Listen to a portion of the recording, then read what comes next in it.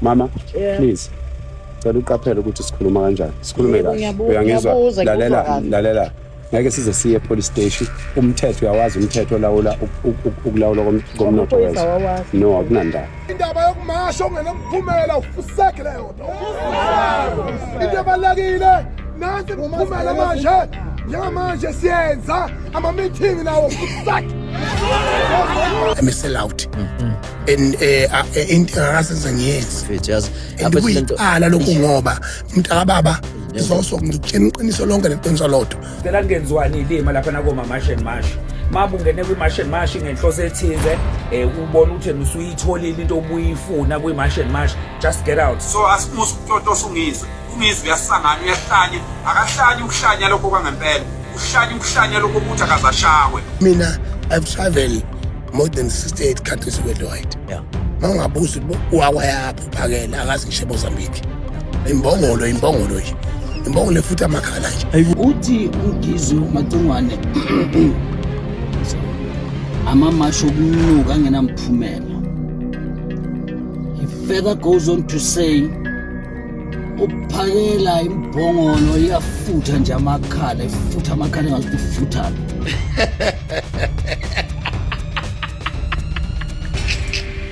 Hey dinazisha ngizonixova mina. Amadoda lawa amadoda kanjani lawo?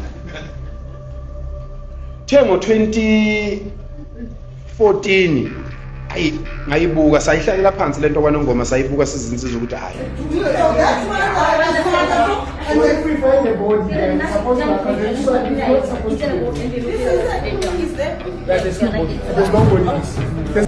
But the message is very clear to the members. We are not going to tolerate corruption. If you are corrupt, if you are not doing your job, if we find that you collude with criminals, we'll change the blue uniform to an orange one. So what you see behind me is counterfeit goods, illicit goods that we seized through a multidisciplinary operation. Sacela lapho ukuthi abantu bofika akushayela izinsuku sebehambile. Sibona abasekhona. Njengoba kade kulungisa indaba yalaba benza ama-ID abokufika angesemthethweni, kuney'ngane mfowethu ey'khule zingenawo ama-ID kunzima ukuthi ziwathole. Nami i-ID nganganayo ngaze ngabhala umatric, i-ID ngingenayo.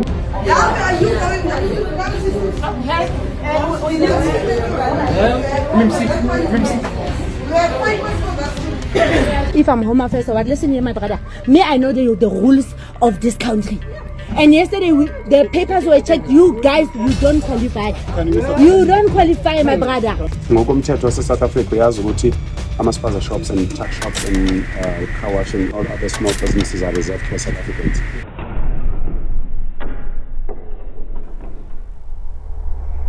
This is Open Up Podcast. Welcome.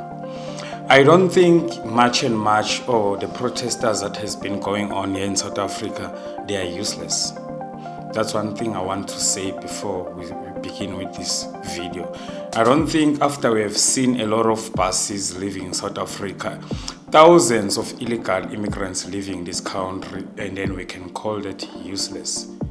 No, even the police have started working, even the government has stood up because of these people that started the march, you know. I'm saying this because of Ngizwe is now saying a lot of things against March and March.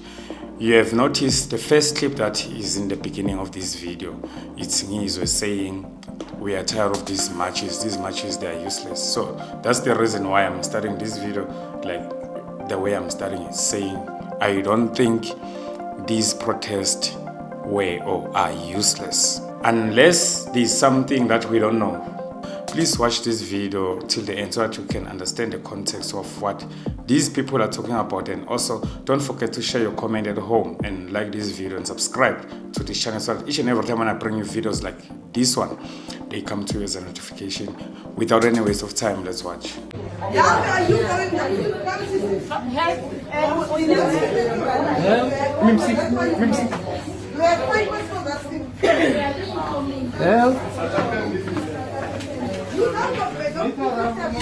Is she the owner of the house? No, she's a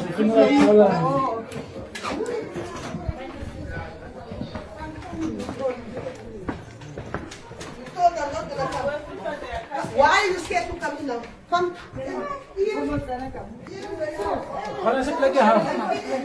funeral, whatever you're watching. No, washing bodies and there's preachers. I don't know people. 6.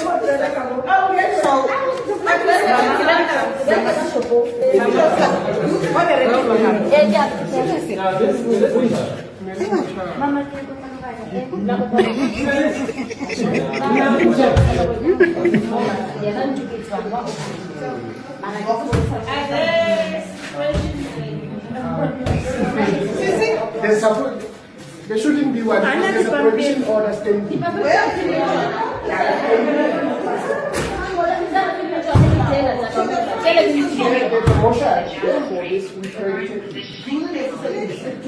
that's why and if we find a body, then supposed to have it's not supposed to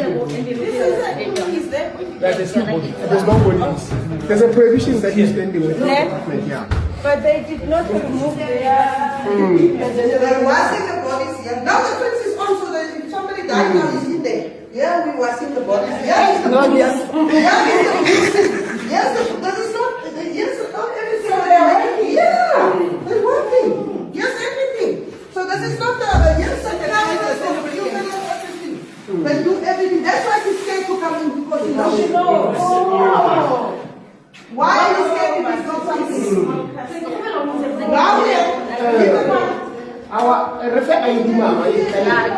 If I'm home affairs or what, listen here, my brother. Me, I know the rules of this country. And yesterday, the papers were checked. You guys, you don't qualify. You don't qualify, my brother. And you see, you come with many vans. Me, I'm not fearing anything, guys. You don't fear anything. Just, you know what you're gonna do. You know what you're gonna do? You guys are supposed to go to the municipality and get proper papers, including the plan of this house. Including what process? This is not on the plan of the process, whatever you call it. Listen, those shops that were closed, they must be closed afresh.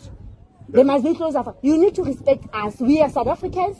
You are coming from your own country. We respect you. We respect you as well. But you don't respect us. Why, when you are told close, why are you? It doesn't matter where I'm coming from. So who are you then? You don't ask me who I am. I am a South African. Okay. You were told to close. Why are you open? Is English difficult? Close, you open. Close, you open. We cannot be running after you. Why don't you just do a proper paper to run your business? Who doesn't okay, sister. That's simple. Don't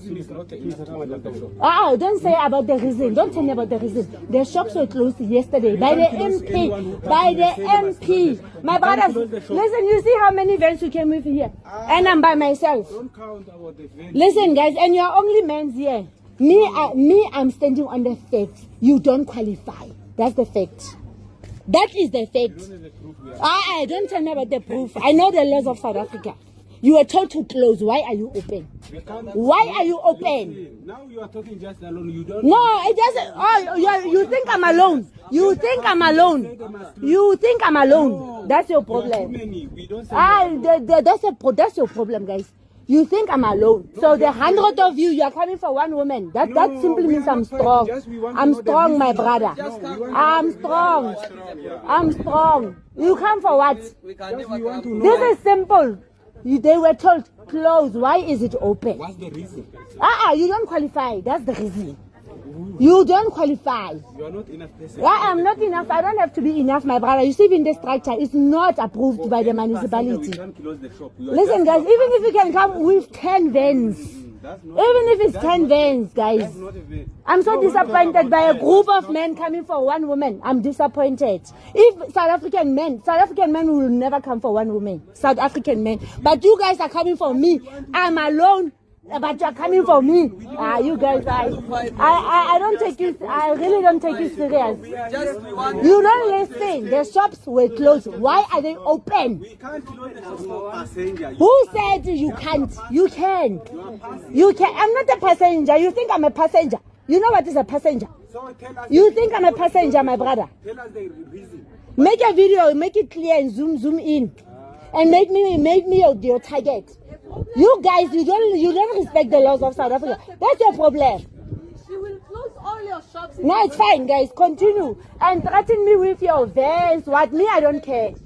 Do what you can. Do what you can. The number of men. You see how many you are. Fine, sharp. And you think you're intimidating me. It's okay. Sharp. It's okay, guys. Carry on. Run business as usual. Danko, it's fine. I don't close it. I give it your country way now. Don't close it. Open it. Run it as usual. My brother. Listen, my brother. The member of parliament was here yesterday. You're not gonna ask me anything. You are not my sister. Life here. Oh, you are threatening me. Please, South Africa, look at this man. He is threatening me. He is threatening me. And don't be confused by the registration. By the way, I knew I was going to come to you. You're going to come to me after the registration.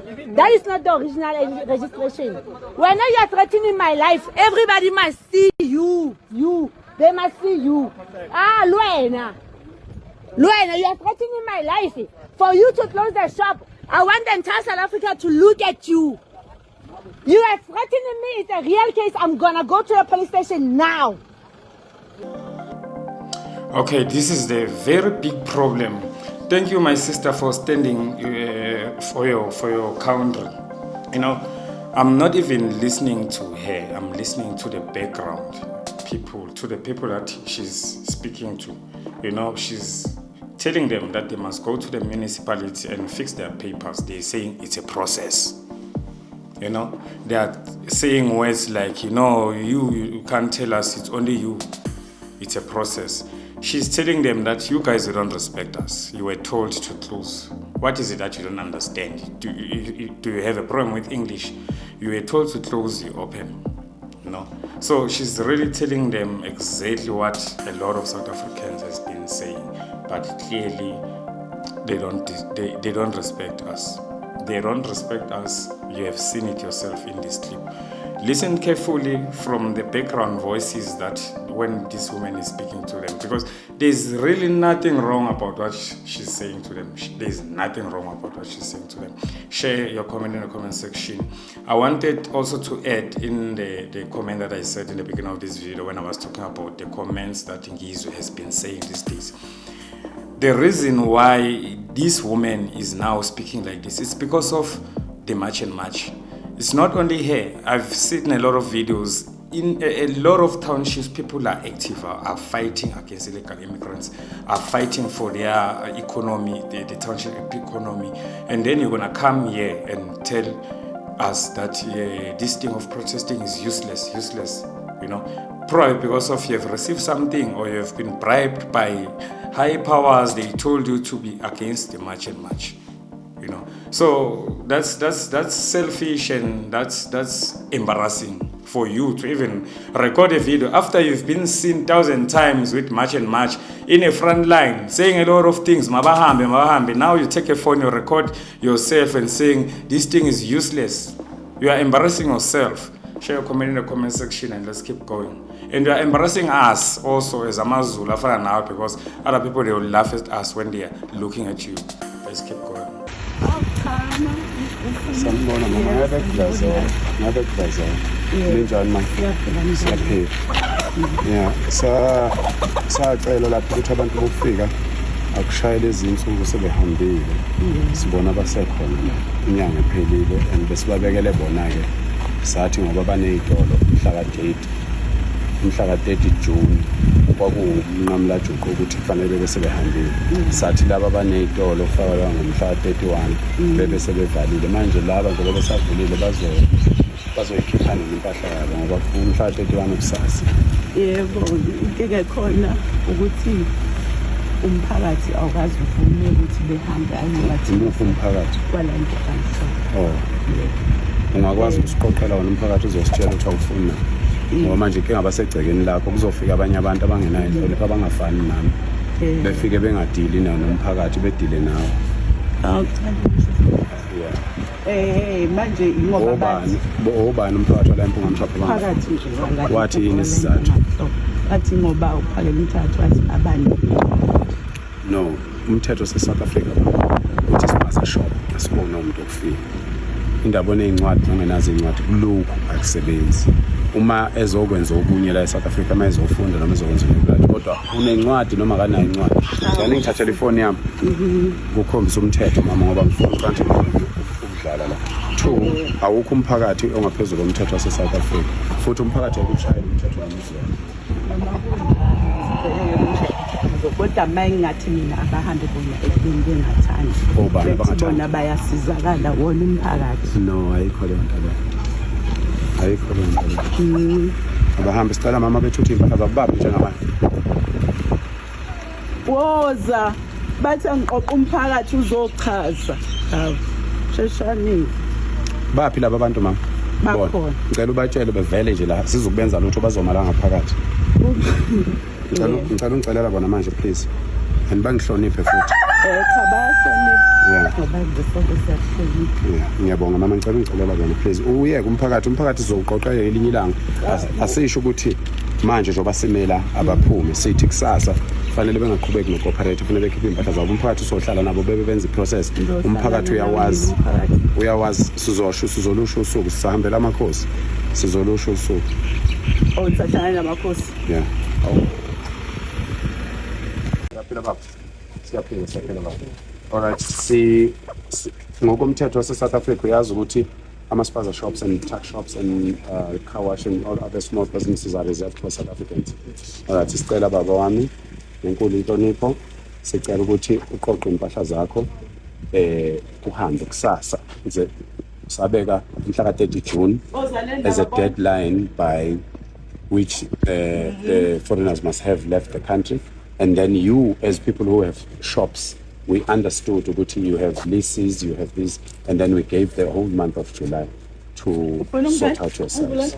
All right. So can you please do that like everybody else, because we are actually sorting out the economy of the country, and the economy must go back to the South Africans. It's not the hate, it's not that the community wants you to stay, it is the law of the country. It's in the constitution. It's in the constitution of the country. So we can't go against the constitution of the country. Can you please do that? Yeah. And we have a right to go inside your shop, help you take out the stock, but we won't do that because we don't want people to say we took your stuff. But you must respect that. And I heard that you have a bottle store here. You also have a bottle store. Please, you can, those are reserved businesses for South Africans. It's a law.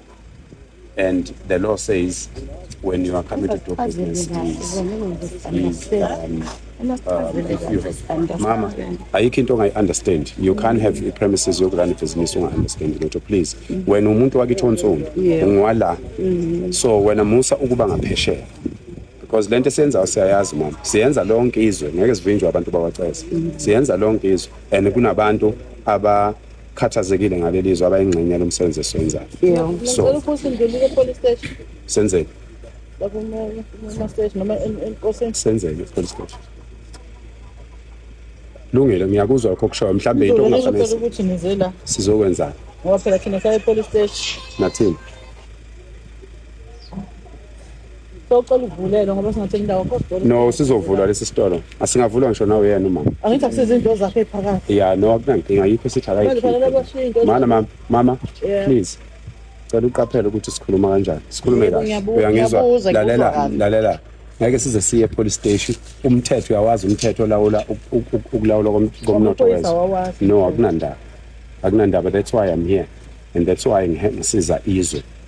Mawuthi wena amaphoyisa awawazi umthetho, uyawazi wena laba bawulandela ngomthetho ukuthi bafike la angazi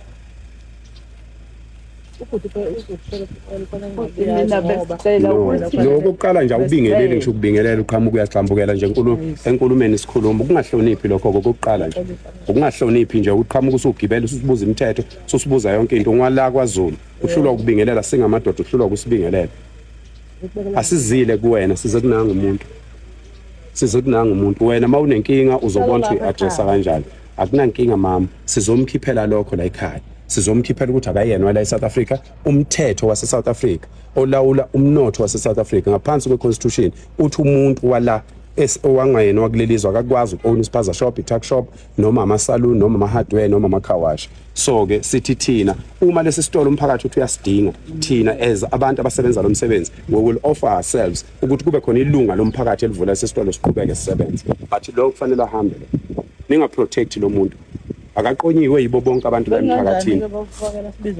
No, uzowubiza wena usalusho lokho. Lo uzowubiza wena. No, uzowubiza wena siswami. Uzowubiza wena usale wenza lokho. Ngicela ningayenzi lento eniyenzayo ngoba siyasho ukuthi isitolo sizoqhubeka yini enzima.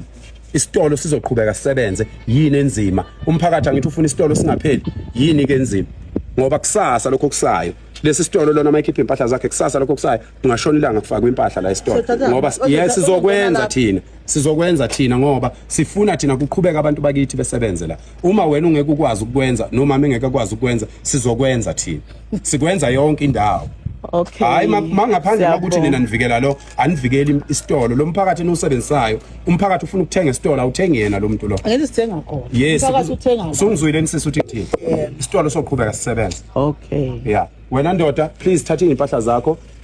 We don't take your stuff. We don't harm you. We don't intimidate you. We don't do anything against the law or that impedes the law. But we are saying the constitution of the country says these you guys can't run these businesses that are supposed to be run by South Africans. It is the law, even in your country. Even in your country, it's like that. In all countries. Yeah. So, insizwa zendawo lezi angithi. Azikho zendawo la. Oh, okay. Lezohamba nazo nje sinazo sendawo. No. Lezohamba. Wesisi, wena lo sisi wapi lo sisi? Wapi lo sisi? Wapi? Umbizele lokho akwenza. Mama, ngicela ukubuza wena uma ngabe lo muntu ephuma namhlanje la wena uyafisa yini ukuqhubeka nokusebenzisa isitolo? Yebo ngiyangeza. Ungakwenza lokho. Then thina sizokwenza isiqiniseko sokuthi uyaqhubeka. Yeah. Ukuthi ngoba ngithi uthi incwadi ezishoyo ukuthi lezana zakhe. No, umthetho uthi itolo umnotho lomncane wasezweni awufanele ube sezandleni zabantu bokufika. Ungumnotho ngokomthetho wezwe obekelwe abantu base South Africa. Ngithi ukurana isitolo mama kudinga ukuthi uzofunde kakhulu. So kukhona abantu abafundile abakwazi ukwenza amabhizinisi amakhulu. Khona abantu abakwazi ukuluka inwele, abangafundile kodwa abakwazi ukuluka inwele. So ke uma ngabe leyo mnotho kanjalo engadingi ukuthi uzofunde kakhulu ibekelwe abantu base South Africa. And laba abantu mangabe kwenzeka ke ukuthi umthetho uyabuvumela ukuthi abavule ibhizinisi noma leli lingaphezulu kwalawa amabhizinisi. Umthetho uthi abafike no 5 million before bavule ibhizinisi. Ukuze kubhekwe ukuthi makwenzeke edlwengula ingane endaweni noma kwenzeke enze icala kufanele aboshwe noma kufanele adiportwe, kufanele kusetshenziswa wakhe ama resources not ama resources kahulumeni. So ke ilokho esikushoyo. Into ekhona esemthethweni ayikhulunywa yithi. Yeah. Uzela khona ukuthi njengoba besho ukuthi incwadi unazo engahlala sokuthi ula eSouth Africa. Cha akanazi incwadi zase South Africa lo. Uneza ku Mama bakithi akanazi utshelwa yimina wena wazi ngani ukuthi why njengoba kade kulungisa indaba yalabo abenza ama-ID abokufika angekho emthethweni kuney'ngane mfowethu ey'khule ezingenawo ama-ID kunze ukuthi ziwathola. Nami i-ID nganganayo ngaze ngabhala umatric i-ID ngingenayo. Ngaze ngabhala umatric i-ID ngingenayo i-ID. Ngimanje bene-ID last year mangicabanga. So njengoba ukhipha isiqashi la ubona ukuthi angeke ukwazi ukurecover ukwazi ukuqashisa wena. Angeke ngize ngikwazi ukurecover bathi abamnyama bahluleke baqala bona ekhaya. Bahluleke. Kokweqolo iy'ngane ngezonde ngeqolo. Ngizobhalisa nini eBritish betenga kanje ekusebenzeni. Waphela bayatenga ukusebenza. Bacela ukuthi iqolo balibhalisa lesithathu nolesine. Uma ngabe uyangane ukuthi ngithola abantu baningi abakwazi ba-attenda bonke. Mele wenze njani? Amathi kuseqala ngo-6 usebenza. Mele lapho moya khona awubuwe ngabo-3 ey'ntathu ufike khona. Sithatha malo request ngishona le ngo-3 ey'ntathu. Sithatha. Iy'ngane ezesikoleni ngilungisela ubani? Mese mina sengihamba. Mhlawumbe kule yokuthi isitolo besi-honor abantu bakithi abamnyama bahluleka njenabo. Bakhala nge-rent. Bathi rent inkulu. Mengabe nami ngihamba ngibuza kwabanye amasitenda banamakhonto ukuthi kurentwa malini kubona. Ngabona ukuthi umuntu omnyama uyahluleka okufika ungconywana. Ngamamkela. Because imbodo kumele lile stofini angithi ngeke siphile ngoNkulunkulu kuthiwa Nkosi angeneswini uNkulunkulu. So imali ni rent erentwa la econteni Ibi 1.5. Ibi 1.5. So sithi 1.5 abafisa ukungena esitolo bangokuthola kanjani babefuna ukuxhumana nawe? Nengabe kumuntu omnyama ofuna ukungena la esitolo. Oh, angangithinta enambeni yami. So sibize inamba yakho. 067 078 0391. Sesiphindele. 067 078 0391. Cela ubatshela ukuthi malini irent. Hayi ke bengabe sefika sonegotiate ngoba nami phela ngeke ngisaba nozwelo. Kumele nami abangeli ngando sekhaya. Shuthi kumele ithi xaxa ngoba phela amakhontana la egcikena u2 abhangeni ayikho ngqo. But le mali yalana berenta nayo bikulekelela kakhulu. Ibingilekelela kakhulu shaka ukuqamba amanga ibingilekelela. Liwusizo kakhulu. So njengoba le container inanomnyango laphana omncanyana ubowazi la mnyango uphumela uphumela ngale ngaphandle bakweni. Okay, let's talk about Phakelo Mthakathi, the things that these people are going through. You have noticed the argument that he had with the lady, the first clip and the second clip. This operation of removing illegal immigrants, it affects a lot of illegal immigrants, right? And also South Africans, especially the ones like those ladies that are owning these shops, that are renting them in their yards, you know. But the lady, she said, no, she was quickly to say, let's go to the police. But I asked, why should we go to the police? And they're like, no, the police knows. We went to the police. We told them that, no, these people, they have documents. And then it's like, according to the law, they are not supposed to be operating these shops. The lady says, no, the police doesn't know the law. And then Phakelo asked, do you know the law? That lady, the one that he was speaking to, she said, the police doesn't know the law, meaning she's the one that knows the law. Phakelo asked that, and then she was silent. And then my point is, we have a problem because of these marches have divided South Africans in two. A lot of people are saying Mabahambe, and some, like these people, are willing to defend illegal immigrants. Even after everything, she still said, is it fine then if he closes the shop but still remains, he still stays here? And the Phakelo was like, no, it's not.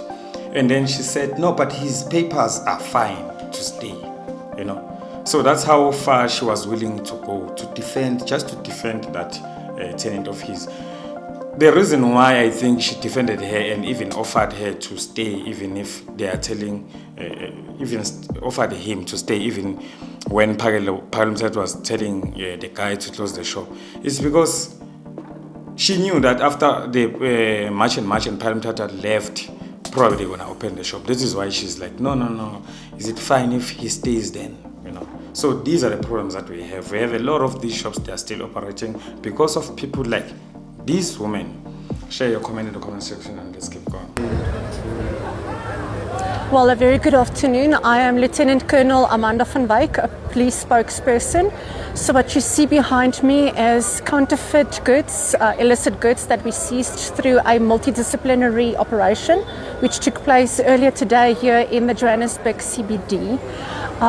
This was led by our National Counterfeit and Illicit Goods Unit. They were supported by several internal and external role players. So when I say internal role players, you've seen the Tactical Response Team, also the Public Order Policing. We also had the Gauteng Counterfeit and Illicit Goods Unit present, but the external role players included the Department of Home Affairs, Department of Agriculture. We also had the National Regulator for Compulsory Specifications, South African Revenue Services Customs Division, private security, and so forth.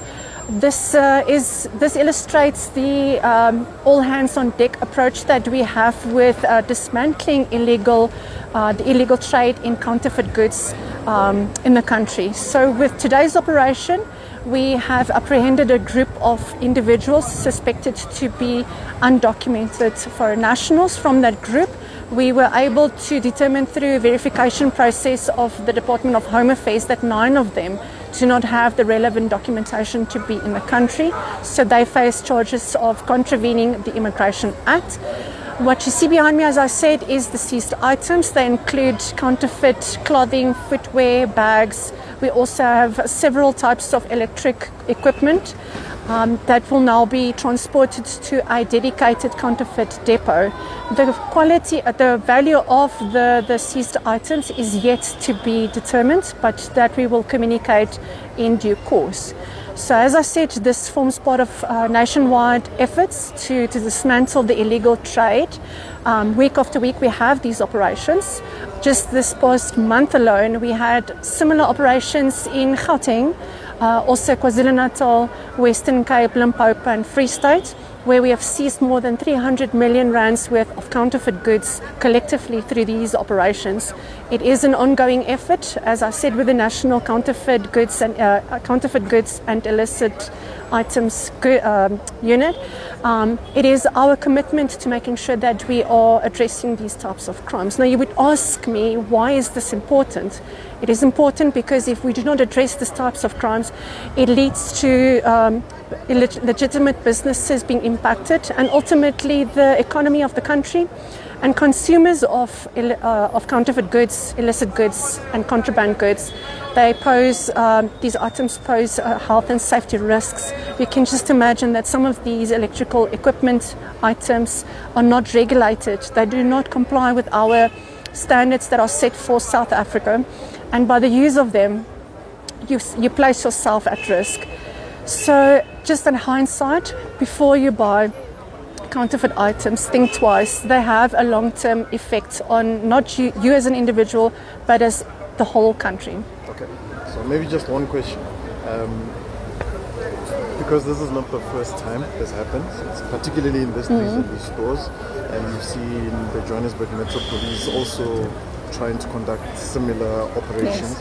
Yes. Is there a dedicated plan for the SAPS to permanently clamp down on these issues? Because the narrative is very clear that we do this, the optics are fine, and then it's going to be business as usual tomorrow. Is there a dedicated plan, particularly for Johannesburg, in terms of the illegality? You spoke about illegal immigration, you spoke about counterfeit goods, which is, I would say, Johannesburg is the flagship of those issues.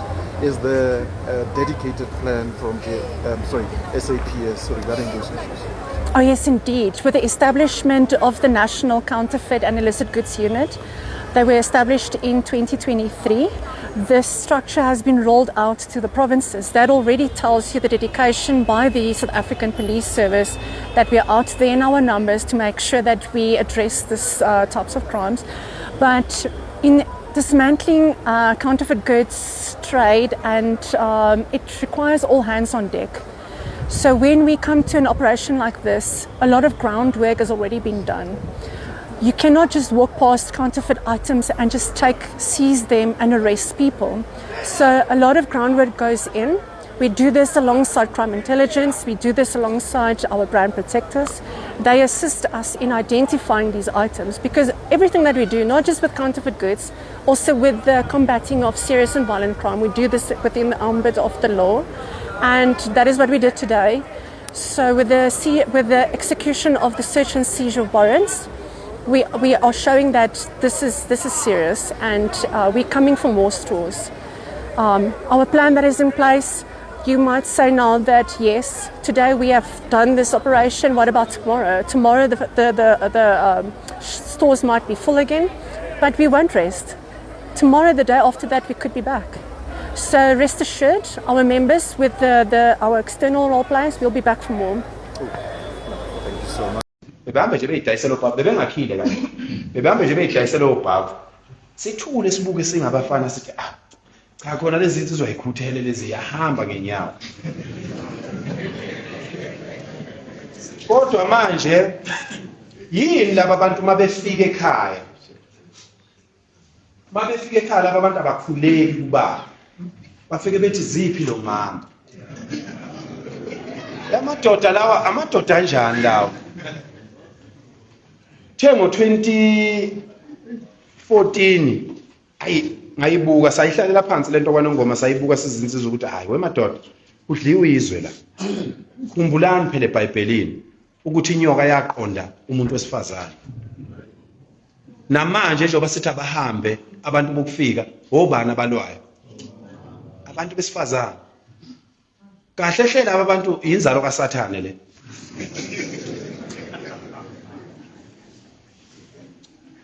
behambe bethi ziplo mama ungasuka eEthiopia uzokweletela umuntu ubhavu kwaTembe ungamazi babe ngadayisa ibona obhavu bobaba nonke nanikhona lapha kunenqwaba yobhavu emzineni banomzana eningazi ukuthi bathengeka kanjani kwakungadayiswa bona obhavu kwakwenziwa imap yezwe ubukizwe ukuthi izwe lime kanjani ingakho abanye nje banobhavu la omama babefike bewuthatha ubhavu lithi liyabuya izayizayi selizofuna imali alicashele angawukhokheli ubhavu alinandaba babehamba indlela yodwa babetshalana laba bantu benavigate izwe nkosesizwe sebelinavigate izwe baliqeda manje sekukhona manje ke baba manje Nkosi yami abangasafuni ukuphuma emzini yabantu sebeyenqaba ke manje ngoba sebenesiqiniseko sokuthi lo 10 years awuhlale la useyila sewalandile ama AK mhlawumbe awu10 ahleli la emzini wakho wena wazi uyabona nje mhlabathi pe kophela abantu la nkosesizwe sathi uyagijima ubaba uyogubhe sakhe emasimini ikwerekwere livundulule khona la ngaphansi koflower liqhulule 20 wabantu nelinye liqhulule 20 nelinye liqhulule 20 belidle izwe laba bantu njengoba babengena ngokudayisa benza lento babefundizwe befunda ukuthi izinto zinjani ingakho bangena ngomama bangena ngabafelokazi bangena ngeingane zamantombazana thina singamadoda ke ingozi siyayibona sesiyibonileke ingozi abaningi abantu abazi ukuthi njengoba nkosesizwe ngasukumela lento sasukumela ukuvikela nina njengamakhosi ngoba abantu lento engiyichaza namhlanje abakaze beyicabanga ukuthi laba bantu njengoba bathi behamba ngenyawo bebefundizwe bebethungizwe belithunga behlale befuna ukwazi ukuthi endaweni ubani oqinile ubani ostrong ngiyabonga information ngiyabonga ndaba zethu ubani oqinile la endaweni ubani umuntu obonakala ngathi uyenqaba bahamba bathi mase beqedile ngomphakathi bangena emaphoyiseni bangena koma station baqeda lapho bayongena ngisho kuwo amanye amakhosi akwezinye indawo ezwa ngalaba bantu ngeke ubathinte kuona bangcono laba bakithi bala eMozambique angisho ukuthi abahambi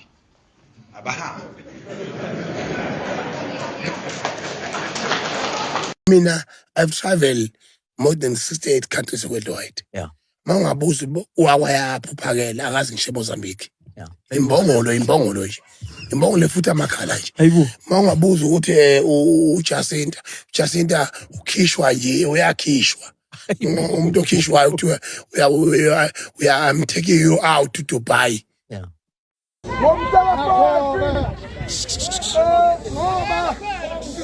Station awuphethwe uzobikela ucommissioner wamaphoyisa eGauteng aphinda abikele ubaba uPanyaza ukuthi ngomhla 5 sonke sobe semhlanganweni wokuthi sithi siyaphi ngaliphi usuku nganini i-operation lethu i-operation ngomhla 5 sine meeting emveni kwe-meeting siqale operation ngalo lelo la indaba yokumasha ongenamphumela ufuseke leyo nto into ebalekile nasi umphumela manje njengamanje siyenza ama-meeting nawo ufuseke 5 siyahlangana la kuyo la police station kuzobe kukhona ucommissioner kuzobe kukhona uPanyaza emva kwalokho siyaphuma sigqoka izinkalo siyasebenza ngapha.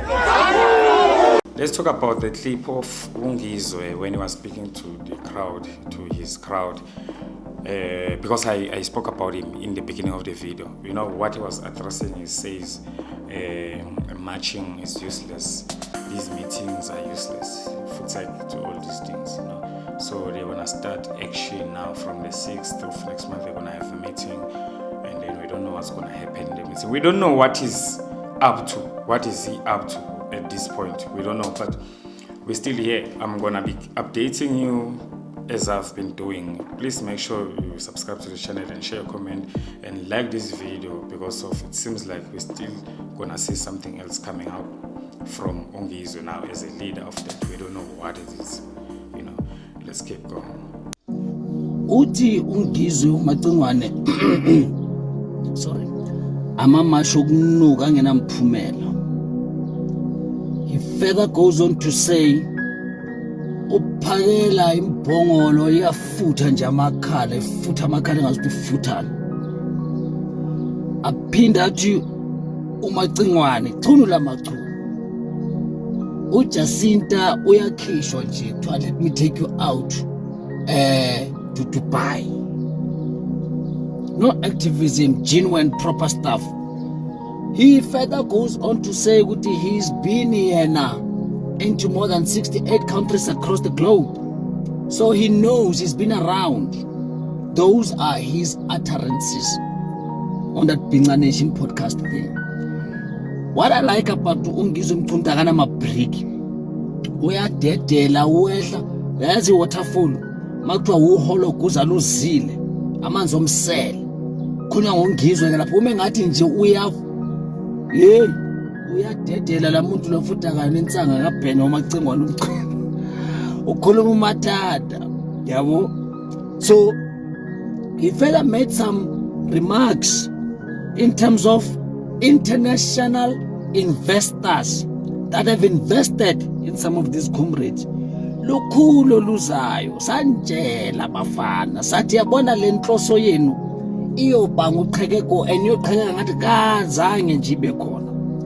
As in the EFF, the leadership we have right now, it's quite all right. We're happy people. We're happy people, Shem. You see, consistency and being principled and positioned and taking a firm position, you can't go wrong. I've learned a lot. Thank you very much, EFF. Thank you very much, Commander-in-Chief CSC Julius Malema, for teaching us with your collective leadership. This is how it ought to be done. You cannot be taken across the spheres by the whirlwinds. You know, if the wind blows into a specific direction, you follow suit. The wind blows into a specific direction, you need to go through the process. The process frustrates you to such an extent that at times some of these people that don't have backbones decide to call it quits. But if you know that that is the future and we have an appointment with the future and we cannot be distracted by lizards while we're focusing and dealing with the crocodile, I see see up to date. Uqhekeko siyalibona, uqhekeko lukhona, uqhekeko lwenzeka. Sing Ngizwe Mchunu, sing my brother. Cula bafosha umaskandi sikulalele thina. So asimusa ukutotosa Ungizwe. Ungizwe uyasangana uyahlanya, akahlanya ukuhlanya lokho kwangempela. Uhlanya ukuhlanya lokho ukuthi akazashawe. Iyona into emphethe kuphela Ungizwe. Hayi ukuthi yini. Musana ukuvumela imsangano bafowethu. Musana ukuvumela imsangano. Siyazi ukuthi abanye ngenxa yokuthi Ungizwe une following. Siyazi ukuthi abanye bahamba naye just to promote their brands. Not because Ungizwe bemthanda. Bayada nina besilo ndaba ezitha kuyaphuthuma. Sicela kungenziwani ilima lapha nakoma March and March. Mabungene kwi March and March ngenhloso ethize ubona ukuthi usuyitholile into obuyifuna kwi March and March, just get out. Just get out. I-March and March thina siyazi iyodwa. I-March and March siyazi kweka Jesita. Mangabe wena uduba uthi ngeke kuze kumashwe koze kuyophela ilokhuzana khona manje nihloko zenye imarch manje nalo ufana lo nangilofana no Debo livukele ngaphezulu lo enitheni uyinkosi wayefihliwe.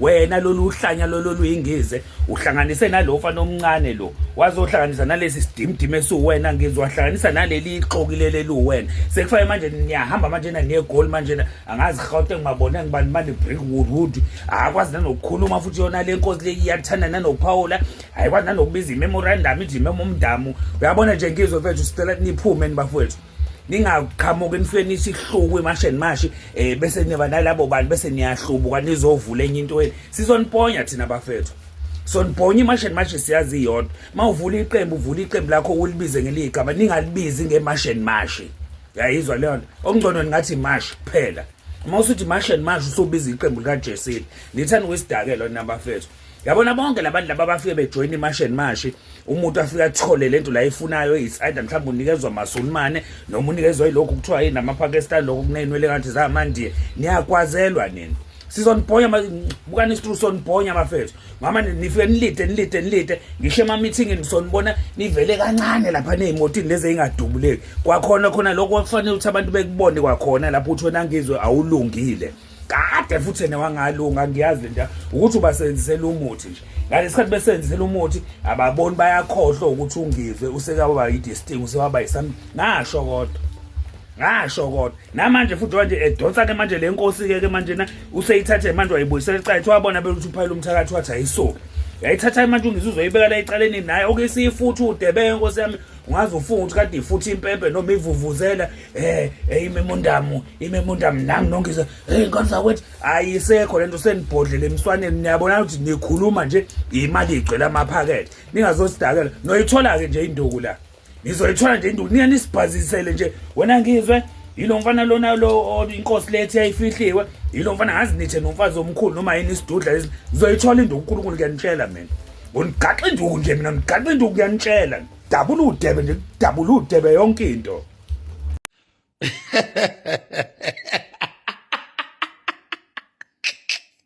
Hey dinazisha ngizonixova mina ngizonixova inkinga nizophithanelwa amakhanda nisanganelwa amakhanda ngizonixova mina lento yeni yokuthi indaba zami zizothi nje zingakavuthwa nina bese nigijimisa phambili nitrendisa nenze ngathi manje indaba zami indaba zenu uzothi usatrendisa into mina engisasele ngemumva kuyo ebese ngenza enye video exova leyo nto khona wena kanye nami kuzothiwa singamaxoki mina anginankinga mina ukuthi kuthiwe ngixoki mina athi ngiyanixova ngamabomu nje yeah mina ngine graduation ya social media yokulawula nje social media mina ngizoniphithanisa amakhanda nginixove nginixukuze mina ngizonixova mina uyabo ngoba nina lomkhuba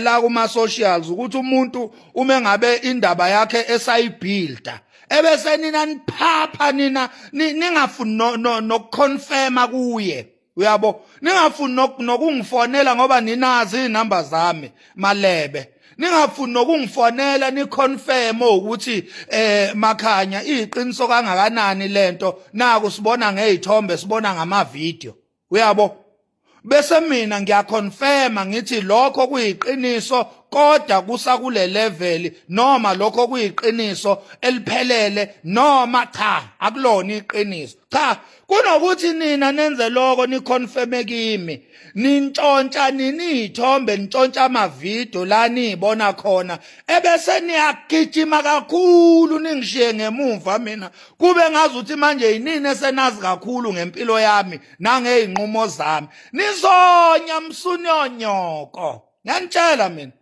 mina ngizokwenza ivideo ezonixova niphithanisa amakhanda nigcine ningazi ukuthi uMax Makhanya umi ngakuphi after that bese ningibiza ngexoki ningibize mina nginandaba nalo magama lawo lo masimba lawo nginandaba mina ningiphani ngokungabi ixoki ningiphani msunyonyoko yini engipha yona ukuthi nje nginimele kahle ngingabi ixoki nginiphathe kahle yini engipha yona ninamalebe mina ngizoba ixoki mangithanda ngiyimele into yami mangithanda hayi ukuthi ngizolawula amalebe nje agcwele la ku social media angitshela amasemba ukuthi mina njoba sengikhulume lokhu angingabe ngisakujika inhlunu leyo niyanginyela msunyonyo kade ngizonixova malebe. If you have managed to watch this video up until where we are, thank you so much for watching, and I hope you have subscribed and also shared your comment in the comment section and liked this video. Okay, let's talk a little bit about these last clips. It's what I said in the beginning, that there are issues, there are people actually that are even proud of seeing the division that we are seeing now between the leaders of March and March. I'm saying March, I'm including these when I'm saying the leaders of March and March. I know people on social media, they've been saying, no, we know Jacinta, she's the one that started this. No.